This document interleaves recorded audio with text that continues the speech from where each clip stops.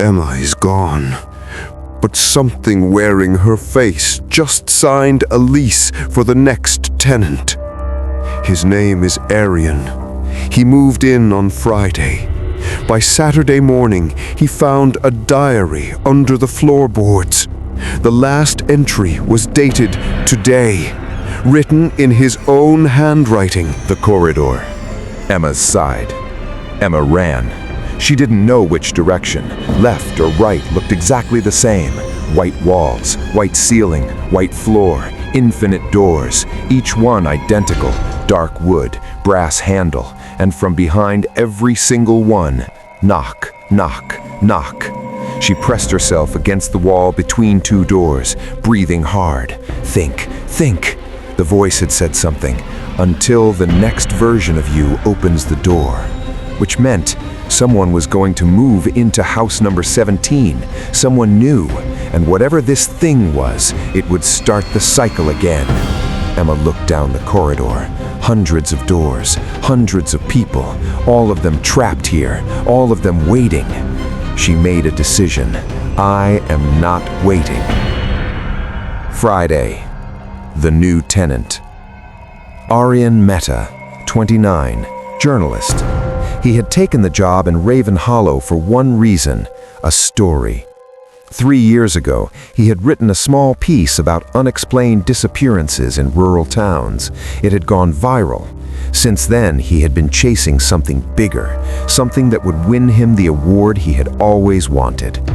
When the listing for house number 17 appeared in his search, rent absurdly low, location perfect, he had called the landlord immediately.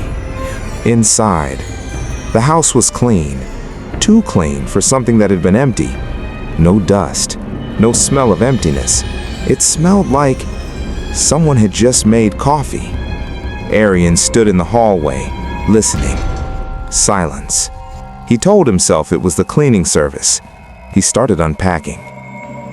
The diary. At 6 p.m., while moving furniture, Arian noticed something. A floorboard in the bedroom, slightly raised, different from the others. He pried it up. Underneath, a diary. Old, leather cover. He opened it. The first few pages were written in a woman's handwriting. Emma. He recognized the name from his research.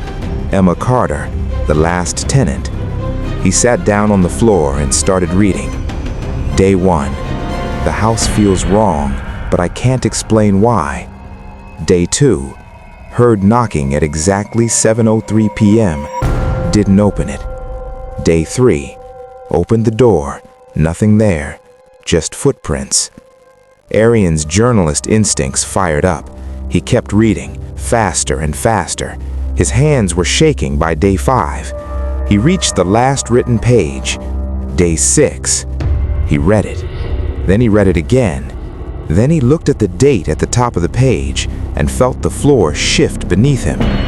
The date on the last entry was today, Friday, but the entry itself was written about him. The new tenant arrives today. His name is Arian.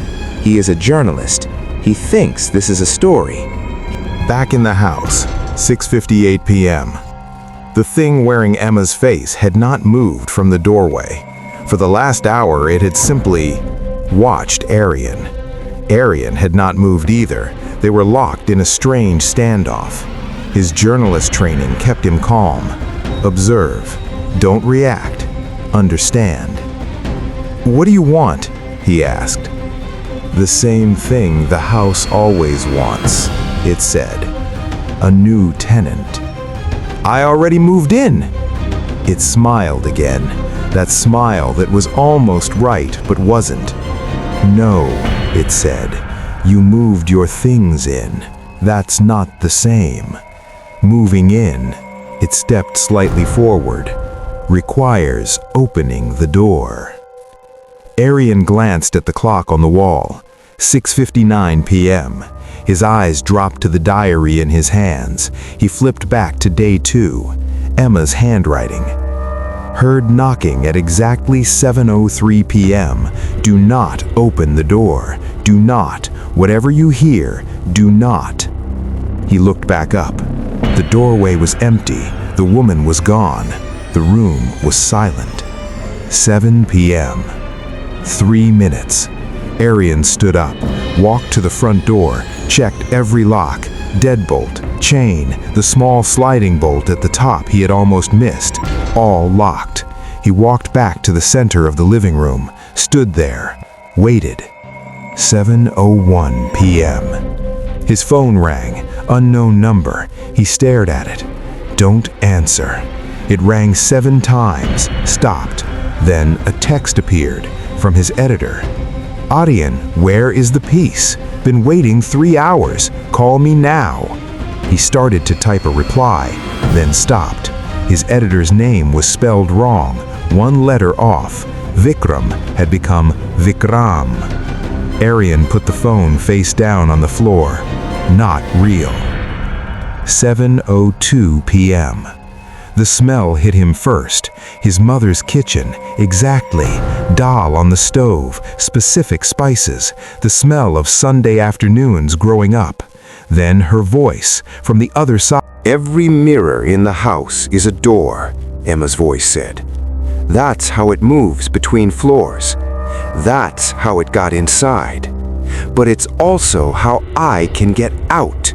If you break the mirror right now. The front door rattled violently. Bang, bang, bang. It destabilizes the connection, Emma continued urgently. For exactly 30 seconds, the corridor becomes accessible from the real side. I can come back through. But Arian, her voice dropped. If I come back through, what is wearing my face right now, it loses its anchor in your world. It needs a human template to exist here. Without me, it has nothing to copy. It disappears. Arian looked at the hallway mirror, then at the front door shaking on its hinges. How do I know you're real? He asked. Silence. Then, when I was 7 years old, I lost my little sister in an accident. Her name was Priya. I never told anyone that name. It's not in any record. It's not in any article about my disappearance. It's not in my diary. If the thing outside knew it, it would have used it already. Pause. It tried everything else. It never used her name. Because it doesn't know it. Only I do. Arian grabbed the chair next to him. Bang! The brake. He swung the chair into the mirror. Crash! Glass exploded across the floor. The front door went absolutely silent. 1 second. 2 seconds.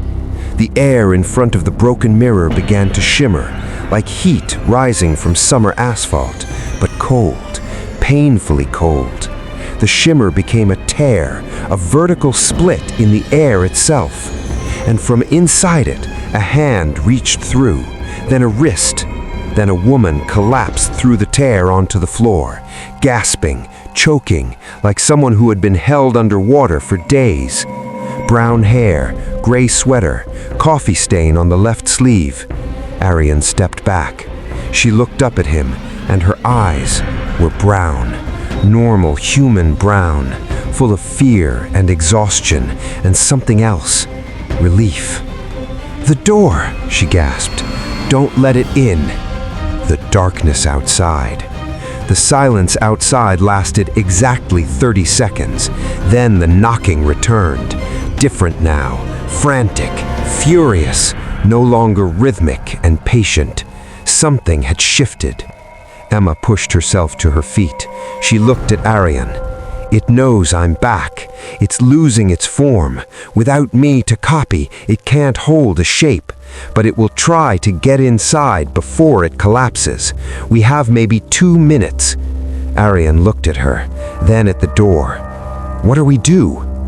Emma picked up the largest shard of mirror from the floor. "Every mirror was a door," she said. "I broke this one to come back, but there's one more." She looked at the hallway, the small one above the fireplace. That's the main door, the original connection. If we break that one, she met her eyes. the house loses its anchor completely. The crack between floors closes, and whatever's outside gets pulled back through. The race. They ran to the fireplace. The knocking had become a roar. The walls were cracking, the floor rippling. Above the fireplace, a small ornate mirror, antique, dark frame carved with symbols neither of them wanted to look at closely. Emma raised the chair and stopped. In the mirror's reflection, the house looked different. In the reflection,